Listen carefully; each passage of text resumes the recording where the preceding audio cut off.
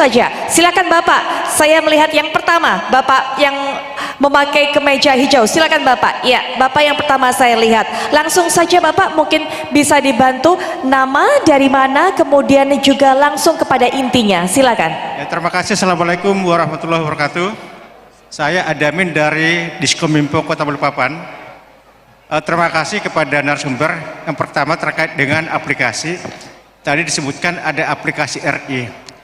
Pertanyaannya, apakah aplikasi SIPD sebelumnya datanya sudah termigrasi dengan aplikasi yang baru?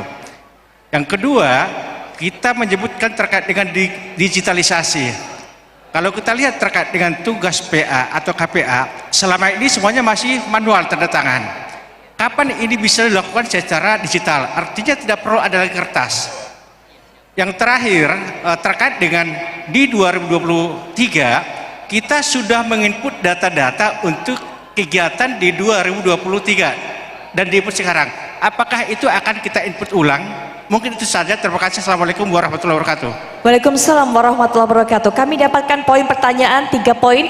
Langsung saja untuk berikutnya adalah penanya dari online. Mohon maaf Ibu karena waktunya begitu terbatas Ibu. Nanti kita akan lihat kondisinya Ibu. Apakah dari pihak panitia masih mengizinkan untuk membuka pertanyaan atau membuka waktu. Tapi saat ada satu penanya online mungkin bisa ditampilkan juga di layar. Akan saya bacakan dan juga akan dijawab oleh para narasumber. Baik, apakah ada? Baik, Bapak Henry dari BPKK Aceh Tengah. Bapak silakan tolong disampaikan pertanyaannya Pak Henry dan juga langsung kepada intinya. Silakan Pak Henry. Baik, terima kasih Ibu. Saya Henry Bu dari Badan Pengelola Keuangan Aceh Tengah. Terkait dengan mungkin bisa dibilang launching SPDRI Aceh Tengah, SIPDRI, terkait dengan proses penata usahaan akuntansi dan pendapatan Bu. Kira-kira untuk 2023 apakah SIPD ini sudah mengakomodir untuk penata usahaan pendapatan serta pelaporan untuk pelaporan CLK, catatan atas laporan keuangan pemerintah daerah Bu.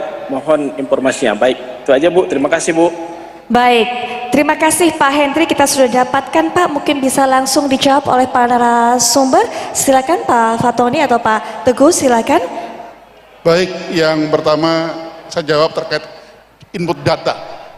Jadi data yang sudah input tidak perlu diulang Pak, masih kita pakai Pak.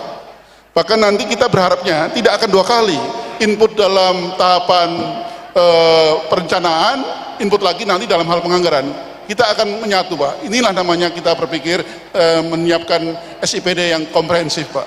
Jawabnya tidak perlu Pak ya, tidak perlu diulang ya. Makasih. Baik, mungkin ada tambahan dari Pak Fatoni. Untuk juga sekaligus untuk pertanyaan keduanya. Belum ini nih.